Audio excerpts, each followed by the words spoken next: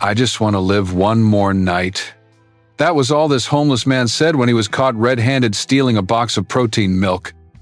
As the officers moved to handcuff him, his gaze froze on something. A worn, rusted old military dog tag dangling from his collar. No one knew that just hours later, the whole of America would be talking about this man's true identity. A former SEAL who had saved dozens of lives on top-secret missions, now wandering the streets of Seattle because of a systemic failure and a promise he could not keep to the person he loved most. Cole Mercer, 58, is a name no one remembers, but a face all too familiar in Capitol Hill, the neighborhood where he's been homeless for nearly a decade.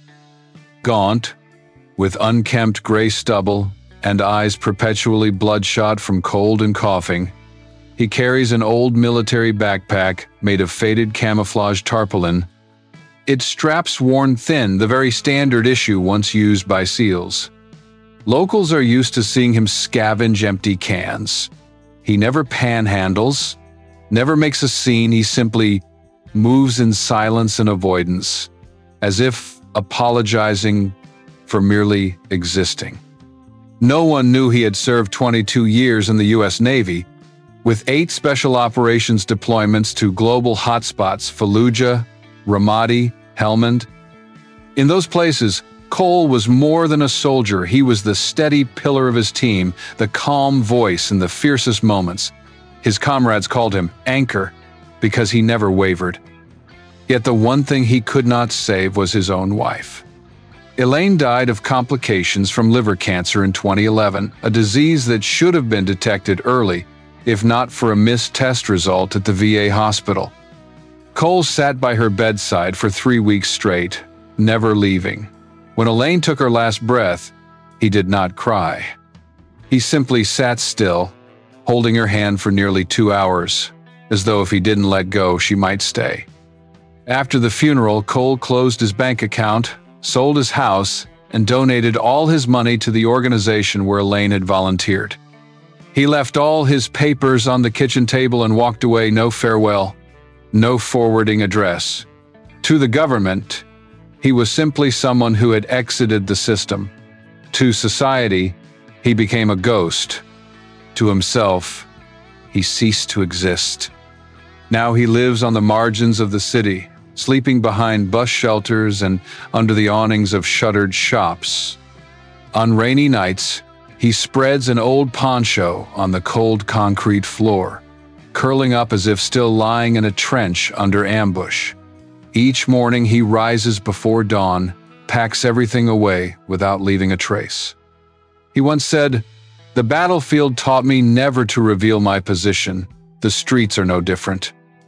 Other homeless people in the area call him Ghost, because he appears and vanishes like a breath of air, never staying in one place for 2 nights straight. Some restaurant workers who recognize him leave scraps in a back bin, but no one hears him say more than a sentence. He never asks for help, never complains. He simply lives, or rather, just survives. Once, in a charity kitchen on a cold, rainy afternoon, Cole spoke to a student volunteer just enough for the words to be heard once and never forgotten. "I learned how to survive under fire, but nobody taught me how to live after she was gone." Those words fell silent in the rain. No one asked further, and Cole offered no explanation. He stood, pulled his collar up, and left the room as if he had never been there. But soon no one will be able to pass him by like that again. Have you ever walked past a person without knowing you just brushed by an entire forgotten epic? Welcome to Veteran Best Stories, where the war ends, but the stories live on. From the foxholes to front porches, we honor the silent battles our veterans still fight. Subscribe and walk with us beyond the battlefield. He stepped into the store before the sun had crested the roof of the second floor. Rain fell, cold and damp, the wind cutting through layers of coats long past their ability to keep warmth in. Cole didn't look around. He knew this shop, knew the camera's location, knew the quiet hours, knew that the owner would step out from behind the counter to help elderly customers pay. This wasn't a plan. It was the survival instinct of a man who had lived by analyzing every nook and cranny in seconds. The protein milk sat on the bottom shelf. A cheap brand, nearly expired, its silver label worn. His hand trembled as he picked it up. Not from fear, but because it was the only thing he'd thought about for 3 days. His stomach was hollow, his throat raw, and his coughs were lasting longer than usual. He shoved the carton inside his coat, zipping it just halfway, then he turned slowly toward the door. "Stop!" a voice rang out from behind the counter, not loud, but firm. The shopkeeper had installed a new corner mirror. He saw the entire motion. His finger hovered over his phone. "I'm calling the police." Cole froze. He didn't argue, didn't bolt. He turned back, pulled off his hood. Rain dripped from his collar. "I just need enough strength to live one more night," he said, his voice barely audible. The police arrived 6 minutes later.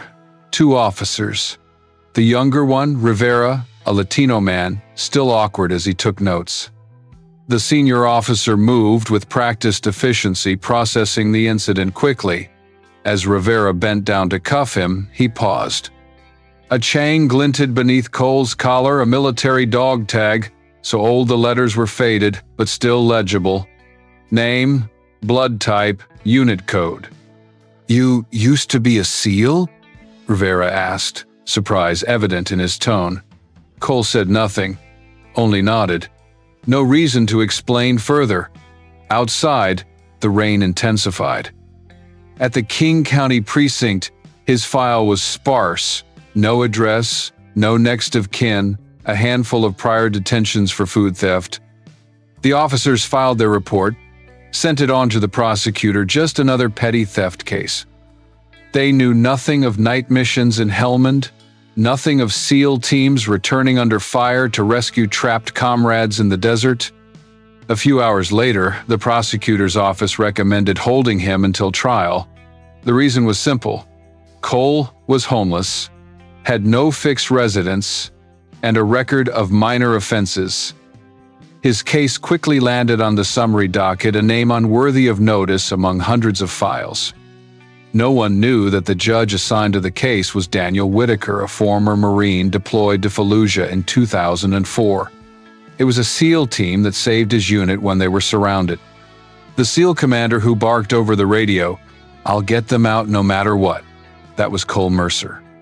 But time and war had blurred the details, and Whitaker had no inkling he would encounter that name, not in uniform, but on a defendant's roll. When he opened the file that evening and read Mercer Cole A, his hand froze. Why would a man like that be arrested for stealing a carton of milk? And why had he been living on the streets for years without anyone recognizing him? Sometimes justice begins with the smallest questions, and sometimes the most significant reunions in life come under the most unexpected circumstances. What do you think happens when the judge realizes the very man who saved his life now stands before the bench? Relax and leave a 1 or comment "I'm still here" to keep listening. Judge Daniel Whitaker was accustomed to skimming through case files. More than 10 years on the bench had instilled in him an unconscious reflex. Name, charges, prior convictions, circumstances, all processed as a sequence of administrative data. But when his eyes lingered on the line, Mercer, Cole A, something made his hand pause. A strange sensation, as if he had collided with a memory long buried under the dust of time. The case file itself contained nothing remarkable. A homeless man, repeat petty theft offender, no fixed address, no next of kin, no private counsel. Yet in the military background section, a brief entry appeared. Former U.S. Navy SEAL, served 1987-2010, deployed to Iraq, Afghanistan. Something deep within his subconscious stirred. Whitaker slowly rose from his desk. He closed the office door behind him, drew the blinds, then sat down at his personal computer where he maintained special access to the veterans database thanks to his prior service on a military transition board. He typed the name Cole A. Mercer into the search field. Within seconds, a series of documents surfaced: training records, deployment orders, medical reports, and then an image appeared in the center of the screen. It was a grainy photograph, taken hastily in a haze of dust, a group of SEALs escorting civilians out of a small village in Al-Anbar province, Iraq. Every face was tense, filthy, and exhausted. At the center of the shot, one SEAL carried an injured Marine on his back, blood seeping through the Marine's uniform trousers. The face of that SEAL was Cole Mercer. The wounded man, his head resting on the SEAL's shoulder, was Daniel Whitaker. His heart slowed. A flood of memories washed over him without warning. The desert's parching thirst, the smell of blood and gunpowder, the crackle of radio communications amid automatic fire. Whitaker had been 26 then, hit in the thigh during an ambush that dragged on for nearly 6 hours. His unit had been cut off, disoriented. He nearly blacked out amid the wreckage. Then a lone figure appeared. No shouting, no questions, just stooped, lifting him onto his shoulders and moving silently. They walked 1.7 miles through the danger zone without a single complaint. And just as Whitaker was slipping into unconsciousness, a voice rasped in his ear, hoarse but clear, "Don't sleep. Your mother's waiting for you." That phrase, he always believed, kept him alert long enough to survive. Whitaker had never known that soldier's name. He only remembered the eyes, the strong shoulders, the steady breath near his ear. In the subsequent mission reports, there was nothing because the SEAL team had withdrawn early, their identities classified. But now, the man who had carried him out of that nightmare sat awaiting trial for stealing a carton of milk. Whitaker stood silently in his office. The screen remained bright. The photo still displayed and the memories kept surging. He felt something shatter inside him, an invisible boundary between justice and personal recollection. For the first time in years, he could no longer regard a file as mere paperwork. Every line now pulsed with flesh and blood, sacrifice and debt unpaid. He printed the photograph and placed it on his desk beside the case file. Then he opened another document, the wartime injury report for Mercer. Within it was a line of description. Mercer sustained a left hip joint injury due to prolonged exertion while carrying a wounded service member out of hostile territory. For the first time, Whitaker read those words not merely as reference. He read them with two trembling hands. The question was no longer, is Cole Mercer guilty or not? But rather, how could this country allow a man like him to live unseen on the streets for over a decade? What do you think a judge should do when faced with the man who once carried him away from death but is now standing trial for hunger? There are people who disappear from society not because they have done something wrong, but because society has forgotten how to call their name. When Judge Daniel Whitaker discovered that the name Cole A. Mercer matched the man who once carried him off the battlefield at Fallujah in 2004, he knew this was no mere coincidence. He had to uncover the truth. He called directly to the Northwest Regional Office of the Department of Veterans Affairs. Using the special access he had been granted during his tenure on a military transition oversight board, Whitaker requested the revival of archived records that had lain dormant for more than a decade. Within 12 hours, lines of data slowly appeared before him, like a systems confession. Cole Mercer had been one of the Navy SEALs' top operators in Middle Eastern campaigns. He was awarded the Silver Star for his courageous action in a hostage rescue mission at Kunduz. He received the Bronze Star with valor for leading a nighttime raid in Ramadi under heavy fire. And he earned the Purple Heart for wounds sustained during the Fallujah withdrawal, the injury that left a permanent impact on his left hip joint. There was even a detailed report of him carrying a wounded Marine, Whitaker himself, retreating nearly 2 miles through active fire. Yet after all that, those medals could not save him from disappearing. In 2009, during the nationwide transition to a new veterans data system, an administrative glitch occurred. Cole's address record was marked invalid. Correspondence was returned. No one followed up. No reminder calls were made. Automatically, the system removed him from the monthly stipend list and revoked his healthcare access. The irony was that at that very time, Cole was caring for his wife Elaine, whose liver cancer had been misdiagnosed by the very VA hospital. When she died, he fell into a prolonged silence. No appeals. No request for review. Not a word to anyone. He rejected the system just as the system had rejected the one he loved most. For the next 14 years, he lived like a phantom in the heart of the city. No home, no insurance, no access to veteran mental health care, and no one ever asked why. A man who had fought for others now struggled each night just to keep the last warmth in his lungs as he slept against a cold brick wall. Whitaker held the nearly 80-page printed file in his hands, heavier than any indictment he had ever read, not because of the volume of information, but because of its moral weight. This was no longer about a theft. This was evidence of a system that had forgotten the very people who risked everything to protect it. With quiet outrage, he sent all the documents to the public defender's office, requesting a review of the case through a veteran's lens. He called 3 of Mercer's former teammates to verify the actions documented in the records. They confirmed not only the facts, but their profound respect. Mercer never left anyone behind, one said, even when he had nothing left. The grainy 2004 photograph capturing the moment Cole hoists a wounded boy onto a medevac helicopter amid the haze now lay before Whitaker. It had once made page 3 of a national newspaper before fading away like so many other news stories. But now, it was proof not of an event, but of collective forgetting. Whitaker glanced out the window. It was raining again. He wondered, if he himself had failed to recognize that man's identity, how much longer would it be before Cole was seen again as a human being, not a homeless person?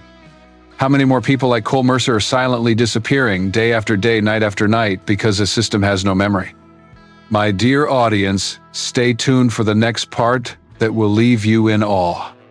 Please take a moment to like the video, subscribe, and leave a comment below to let me know where you're watching from and what time it is for you. It's always exciting to see viewers joining us from all around the world. The next morning, Seattle's sky was as gray as ever. But inside the King County courtroom, something unusual was happening. Seats that were usually empty were now packed. There were fellow veterans in uniform, local newspaper reporters, even people who had seen Cole Mercer quietly collecting empty beer cans outside a cafe now here to witness who this man truly was. Cole was brought in wearing clothes donated by a veterans organization, his hair neatly trimmed, his beard shaved clean. But his eyes remained unchanged, silent, deep, with no expectation. He sat beside an elderly attorney from the Special Operations Veterans Legal Aid Society, the lawyer who had stepped forward to represent him as soon as the military records were made public. Judge Whitaker entered with a composed expression, holding the file he had read through all night. Without the usual procedural opening, he looked directly at Cole and said, "Mr. Mercer, is there anything you wish to tell the court before we hear testimony?" Cole looked up, his voice hoarse but steady. "I only want to remain silent, as I have for the past 14 years. The courtroom fell silent. That was not an excuse, it was a truth. A collective sigh rose from the gallery, then a tall man stepped to the witness stand. He wore dress uniform and bore the rank of colonel, the former commander of SEAL Team 3-inch the Middle East, Colonel Miller. His tone was firm, decisive, each word cutting through the hush of the room. "I entrusted the lives of my team to Cole Mercer. He didn't just save his comrades, he saved the very system that now judges him. He produced a series of documents, a letter of confirmation from the Pacific Fleet Admiral, after-action reports, award rosters, and most importantly, a Department of Veterans Affairs error report. The court was stunned as the attorney laid out the administrative failures that led to the benefits suspension. No one objected, no one doubted. An Inspector General's finding confirmed. Over 14 years, Cole should have received $1,574 per month, plus medical and psychological support totaling nearly $268, 0-inch unpaid benefits. When the verdict was announced, Cole did not celebrate. He did not smile. He merely nodded quietly. Beside him, his attorney gently squeezed his shoulder, a final acknowledgement. He had been seen. He was no longer invisible. Immediately after the hearing, an emergency relief fund was granted to Cole not only to cover his back pay but also to secure new housing, rehabilitative medical care, and ongoing psychological support. His temporary apartment was in a housing complex reserved for veterans who have experienced homelessness, clean, quiet, with windows overlooking a park. The media began to report the story. It spread like wildfire through dry grass. The old photograph of Cole carrying a wounded boy onto a medevac helicopter re-emerged, now alongside his portrait at the defendant's bench. Two worlds collided in one frame: the hero and the homeless man. The audience could no longer look away. Somewhere within the system, someone has begun reviewing lists of veterans who have fallen off the radar. But in the King County courtroom that day, there was only a peculiar stillness, the stillness of something restored after many years of silence. The question now was not, will justice arrive in time, but rather, do we still have the courage to recognize how many other Coles are waiting to be called by name? Not long after the trial, images of Cole Mercer flooded newspapers and social media. In the first widely circulated photo, he was not in uniform, not wearing medals, just a gaunt man bent over to pick up a dropped carton of protein milk by the curb, with a U.S. Navy recruitment poster looming behind him. The contrast was impossible to ignore. A man who once protected his country now fighting just to get a full meal. The hashtag number Justice for Cole became a trending topic. Veteran groups, families of service members, and even civilians who had never known war all raised their voices. A fund named the Mercer Foundation was established to support veterans forgotten by the VA system. Within 6 months, over $4 million were raised. Congress convened a special hearing on lost records and the handling process when veterans fall off the radar. The Department of Veterans Affairs was compelled to conduct a nationwide review, discovering nearly 11,000 cases like Cole's people living on the margins, never asked about, never remembered. Cole did not choose to become a symbol. He declined most interview requests. He did not want to be pitied. Instead, he visited rehabilitation centers, residential schools, and juvenile detention facilities, places where young people are most at risk of losing their way. He did not speak of war, nor of his valor. He spoke of faith and the cost of letting it fade. Honor, he said during a talk at a state prison, is not in the medals you wear, but in keeping your promise even when no one else remembers you made it. With sunken eyes and hands trembling from the cold, he quieted the room. At an event hosted by the Mercer Foundation in Seattle, a bronze statue was unveiled. It depicted the moment Cole carried a wounded Marine out of Fallujah, based on the photograph once hidden in classified files. Inscribed on the bronze plinth were the words, "Strength lies not in weapons, but in loyalty that never fades." The statue was placed in the city's Central Park, where Cole once slept behind a dumpster near a public restroom. A full circle, an unspoken apology from the city that once turned its back. That Veterans Day, Cole donned his SEAL uniform again for the first time. The garment was impeccably laundered, the epaulets heavy with medals. As he stepped onto the podium at the memorial ceremony, the entire square rose to its feet. No one coordinated it. From new privates to retired generals, they all stood in solemn respect. Cole did not speak much. He simply looked around, his eyes no longer clouded by sorrow, then quietly spoke into the microphone. There are things that, if you are patient enough, justice will come back looking for you. The applause did not thunder like fireworks. It was deep, steady, and profound, like the tribute given to someone who has returned from a long journey no one dared to follow. That day, after the ceremony, Cole sat alone beneath the statue. He gazed up at the bronze face, his own likeness from 2 decades past, and gently nodded. Not to the past, but to a present that had finally found its meaning. What do you think it would mean if someone once forgotten by all of society became a symbol so that no one else would ever be forgotten again?